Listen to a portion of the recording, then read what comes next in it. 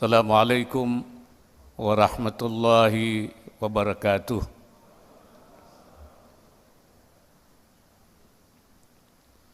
Bismillahirrahmanirrahim. Alhamdulillahilladzi bihamdihi yuftatahu kullu risalatin wa maqalah. Wassalatu wassalamu ala sayyidina wa maulana Muhammadin al-Mustafa sahibin nubuwah wal risalah wa ala alihi wa ashabihi al-hadina min ad-dalalah. Amma ba'd. Sadatul fudala al-ulama min al-bilad al-shaqiqa wa khassa fadilat wakil al-Azhar al-Syekh al-Ustadz Dr. Muhammad Abdul Rahman Ad-Duwaini. Yang saya hormati Ibu Negara Republik Indonesia keempat,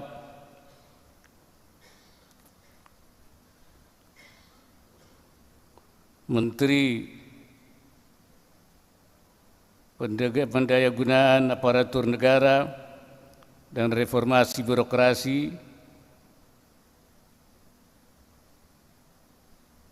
Wakil Menteri Agama Republik Indonesia, Gubernur Jawa Timur beserta segenap anggota Forum Koordinasi Pimpinan Daerah,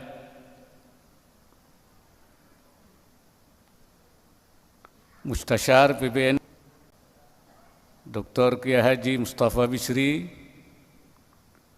Raisam PBNU Kiai Haji Miftahul Akhyar, Ketua Umum PBNU Kiai Haji Yahya Khalil Taquf,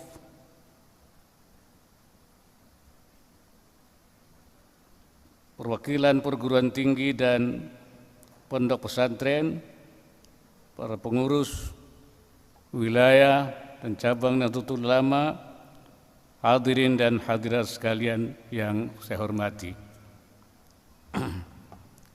Saya mengapresiasi terselenggaranya acara ini, yakni Muktamar Internasional Fikih Peradaban, yang merupakan rangkaian agenda peringatan 1 abad Nahdlatul Ulama, dan oleh panitia saya diminta untuk menyampaikan keynote speak tentang kontekstualisasi pandangan keagamaan dengan realitas peradaban yang berubah.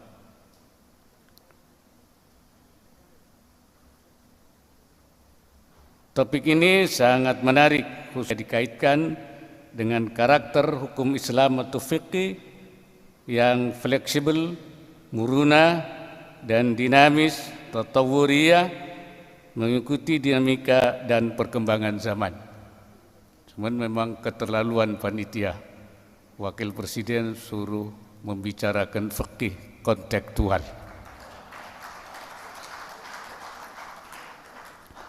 Saya telah menuliskan pikiran kait topik tersebut dalam sebuah makalah yang utuh. Namun dalam kesempatan yang waktunya terbatas ini, saya akan menyampaikan pokok-pokok pikiran saja. Sebagaimana diketahui, ajaran Islam ada yang tetap, tidak berubah atau tsawabit, dan ada pula yang memungkinkan untuk berubah, mutaghayyirat. Ajaran ini tidak ada celah bagi kita untuk mengubahnya, sebagaimana dijelaskan oleh Imam Al-Ghazali, wa wujubus salawatil khams waz zakawat wa mattafaqat alaihi al-ummah min jaliyati syar'i fihi adillatun qat'iyyah ya'thamu fiha al-mukhalif falaysa dhalika mahallul ijtihad. Sedangkan ajaran yang mutaghayyirat sangat leluasa bagi kita untuk melakukan perubahan sesuai dengan perkembangan zaman. Para ulama telah merumuskan perangkat metodologi untuk melakukan perubahan tersebut. Orang yang beranggapan ajaran Islam semuanya tsawabit dan alergi pada perubahan, ajaran Islam semuanya memungkinkan untuk berubah, maka bisa dipastikan orang tersebut tidak memahami ajaran Islam itu sendiri. Ajaran Islam yang masuk kategori thawabit ialah ajaran nas yang qat'iyut thubut wa dilalah dan ma'lumun minad din bid-darurah. Sedangkan yang terkategori mutaghayyirat ialah ajaran yang berdasarkan nas yang dhanniyut thubut wa dilalah, qat'iyut thubut wa dhanniyut dilalah, dhanniyut thubut wa qat'iyut dilalah, dan yang tidak ada nasnya sama sekali. Ajaran Islam yang ada di kategori mutaghayyirat merupakan hasil ijtihad yang jumlahnya jauh lebih banyak daripada yang thawabit dan terbuka luas bagi yang memiliki cukup syarat untuk melakukan perumusan fikih baru yang lebih sesuai dengan perkembangan zaman dan peradaban, sesuai dengan yang disampaikan oleh dini al-muruni at-tatawuri wal mutabiq bisyaqil mu'asir. منذ سنة 1992 خلال الاجتماع الوطني لعلماء الجمعية المنعقد في مدينة لامبونغ تمتلك نهضة العلماء منهج الاستنباط الكامل في إجابة القضايا المعاصرة الموجودة.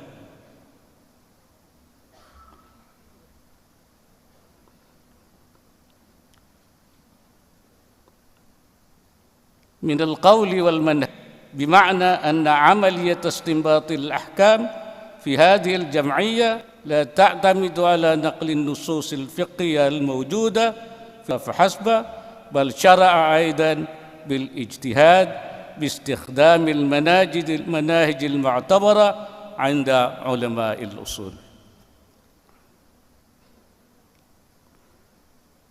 إفاضة إلى ذلك فإن نهضة العلماء من خلال الاجتماع الوطني لعلماء في مدينة سورابايا سنة 2006 الماضي قامت بتحديد خصائص منهج الفكر المسمى بالفكرة النهضية، وهي التوسطية والإصلاحية والتطورية والمنهجية.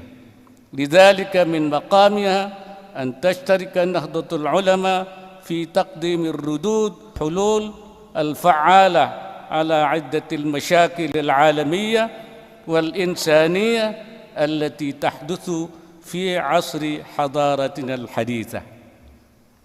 Hadirin yang terhormat, balik Indonesia, dalam membangun peradaban penting untuk dilandaskan pada kesadaran bahwa manusia adalah wakil Allah di bumi, khalifatullah fil ard, yang diberi tugas atau mandat untuk mengelola dan membangun bumi serta peradabannya. Hal itu sesuai dengan firman Allah, wa ansya'akum minal ardi wasta'marakum fiha. Kalimat wasta'marakum menurut para mufassir diartikan sebagai kallafakum bi'imarah, kamu bertanggung jawab untuk memakmurkan bumi.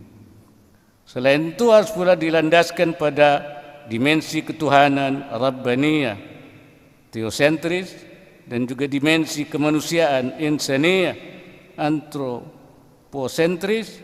Oleh karenanya penting untuk memperhatikan hal-hal berikut ini. Pertama, menempatkan diri sebagai wakil Allah yang menjalankan penugasan dari pembendat, yaitu Allah Subhanahu wa Ta'ala. Dan kedua, antar manusia sebagai sesama wakil Allah harus saling menguatkan satu sama lain, tasanud, bukan saling bermusuhan atau ta'anud, karena pada hakikatnya yang memberi mandat adalah sama, yaitu Allah Subhanahu wa Ta'ala. Dan ketiga, antar manusia harus saling menjaga jangan sampai terjadi kegaduhan, karena manusia itu berada di bumi yang sama, yakni fi ardin wahid, sehingga jika terjadi kegaduhan di suatu tempat akan berpengaruh pada manusia di tempat lainnya, dan setiap potensi kegaduhan atau kerusuhan harus dicegah bersama dengan cara apapun supaya dampaknya tidak terkena kepada banyak pihak. Sejarah telah mencatat bahwa umat Islam pernah menorehkan cinta emas dalam pembangunan, namun hal itu kemudian mengalami era kemunduran. Saat ini dunia sudah masuk pada babak baru peradaban, terutama karena globalisasi yang tidak terbendung. Oleh karena itu, para ulama dituntut mampu menjawab dinamika peradaban baru ini yang di banyak sisi sangat berbeda dengan peradaban sebelumnya. Ketentuan dalam fikih yang merupakan respon terhadap peradaban sebelumnya bisa jadi tidak cocok lagi untuk merespon peradaban saat ini, sehingga dibutuhkan konstruksi fikih baru yang lebih sesuai dengan peradaban saat ini. Dalam upaya pembangunan peradaban dan bahkan ia berfungsi sebagai kunci peradaban, miftahul imarah, miftahul hadarah. Dan tidak benar bahwa ilmu pengetahuan merupakan penyebab terjadinya kerusakan dan kekacauan di muka bumi ini. Sumber kerusakan dan kekacauan di muka bumi ini adalah nafsu serakah manusia yang menyalahgunakan ilmu pengetahuan. Seperti dikatakan firman Allah, walau taba'al haqqu ahwa'ahum lafasadatis samawati wal ard wa man fihinna. Oleh karena itu penting untuk mempersiapkan sumber daya manusia yang menguasai kunci peradaban tersebut, yaitu SDM yang unggul yang menguasai ilmu pengetahuan dan teknologi.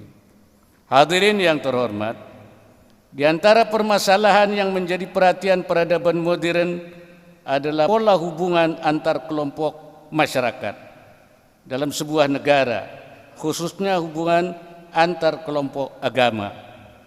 Terdapat dua pendapat dalam masalah ini, yakni prinsip hubungan berhadapan-hadapan secara antagonis, al-harb, al-qital, dan prinsip hubungan secara damai, as-silm. Pada masa lalu prinsip hubungan antagonis banyak digunakan sesuai dengan kondisi saat itu. Sesungguhnya banyak kita temukan di kitab-kitab fikih kategorisasi muslim, kategorisasi non muslim, yakni zimmi, muahad, musta'man dan harb. Dan di antara ulama yang berpendapat hubungan damai adalah Ibnu Salah yang menyatakan innal asla huwa ibqa'ul kuffar wa taqriruhum li'anna Allah ta'ala ma arada ifna'al khalq wa la khalaqahum liyuqtalu wa innama ubiha qatluhum li'aridi dararin wujida minhum la anna dhalika jazaa'un ala kufrihim.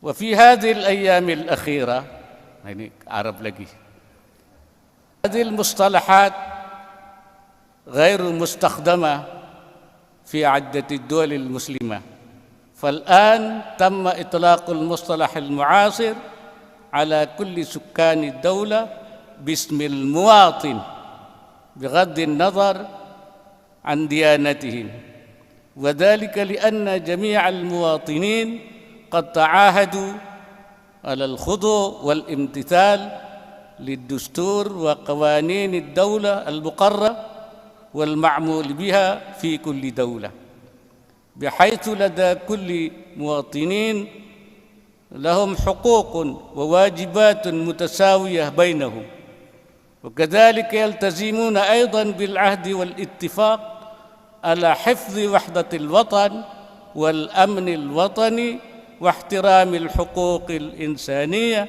بين بعضهم بعضا. وفي وقتنا الآن كلوا هذا الاتفاق بأيديولوجية الدولة ودستورها والذي يسمى بالميثاق الوطني ودولتها تسمى بدار الميثاق. لذلك يرى جمهور العلماء بأن العلاقة المبنية بين المسلمين وغيرهم لا بد أن تكون على مبدأ العلاقة السليمة وليس العلاقة العدائية.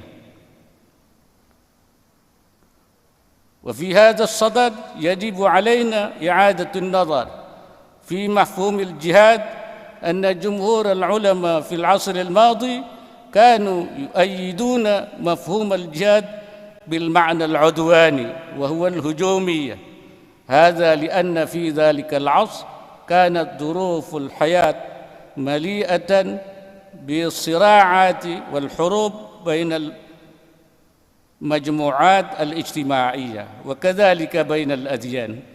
إضافة إلى ذلك لا يوجد هناك أي مؤسسة على المستوى الوطني أو العالمي تنظم وتشرف على شؤون العلاقات بين تلك المجموعات أو بين الدول.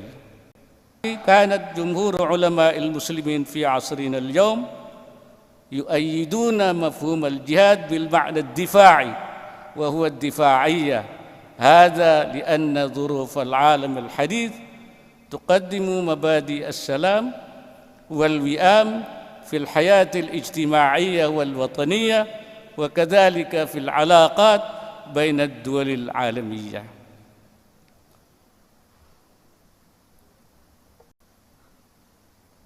وفيما يتعلق بالعلاقات الدولية لم نجد قولا وافيا في كتب الفقه المعتبرة الذي يبحث هذا الموضوع، ففي يومنا هذا هناك مؤسسة دولية معترفة ومعتمدة تشرف على شؤون العلاقات الدولية وهي الأمم المتحدة، والتي تضم دول العالم، وكان جميع الدول العالم ملزمة بالاتفاقية الدولية في خلق السلام بين الأمم.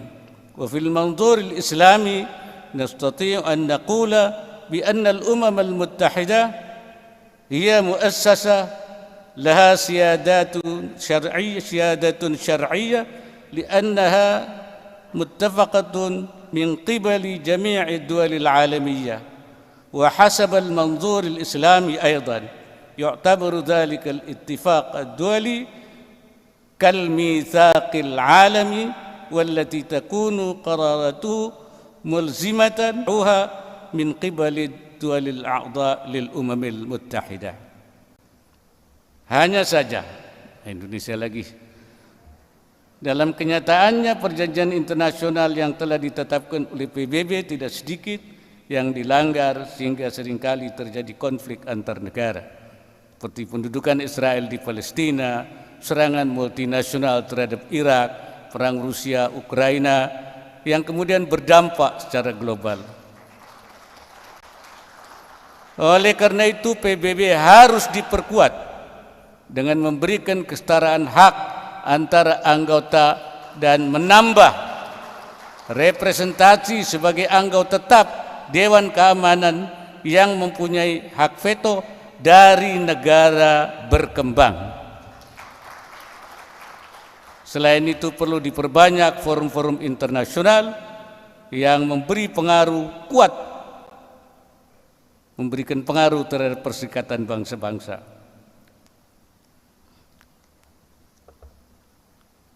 Hadirin sekalian, ayuhal hudur, fi nihayati hadzal khitab awaddu an ad'u jami' al-ulama liyakunu أكثر فعالية في الرد والاستجابة وإعطاء الحلول لكل مشكلة من المشاكل الجديدة أو المستجدة، حتى ولد الفقه الجديد الملائم بتطور الظروف العصرية. ولا بد أن يكون هذا الفقه الجديد مبنياً على أساس المناهج الفقهية وأصولها التي قد تمت صياغتها من قبل العلماء السابقين. كذلك أدعو جميع العلماء في جميع أنحاء العالم إلى المشاركة في صياغة النظام العالمي الجديد لأجل تحقيق الحياة العالمية الأكثر عدلاً وسلاماً، ويستطيع أن يحل المشاكل العالمية والحضارة يواجهها، خصوصاً الفقر والصراع والحرب وفساد البيئة. وفي هذا السياق أدعوهم أيضاً إلى الاستمرار في كفاحهم من أجل تعزيز القيم الأخلاقية العالمية، وهي التفاهم المتبادل والاحترام المتبادل والتكافل والتعاون بين الدول العالمية. Akhirnya, sekali lagi terima kasih atas kesempatan ini. Semoga Allah Subhanahu wa Ta'ala senantiasa memberikan inayahnya dan meridai setiap ikhtiar yang kita lakukan. Akhirnya, dengan mengucap Bismillahirrahmanirrahim, Muktamar Internasional Fiqh secara resmi saya nyatakan dibuka. Uridu illa al-islah wa ma taufiqi illa billah wallahu al-muwaffiq ila aqwamit thariq. Wassalamualaikum warahmatullahi wabarakatuh. Dimohon berkenan mendampingi yang pertama, Wakil Azhar, Wakil Menteri Agama Republik Indonesia, Gubernur Jawa Timur, Rois Am PBNU, Muhtasyar PBNU, Ketua Umum PBNU, dan juga Khotib Am PBNU.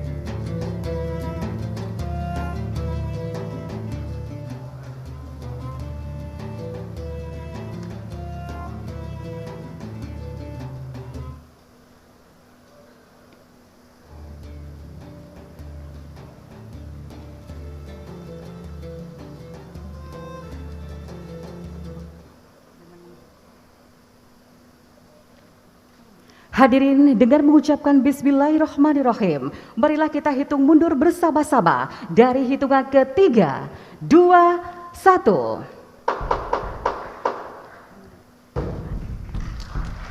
Alhamdulillah alamin. Dengan demikian, Muktamar Internasional Fikih Peradaban ke-1 telah resmi dibuka. Masya Allah, tabarakallah. Kami ucapkan terima kasih dan kami persilahkan untuk kembali ke tempat.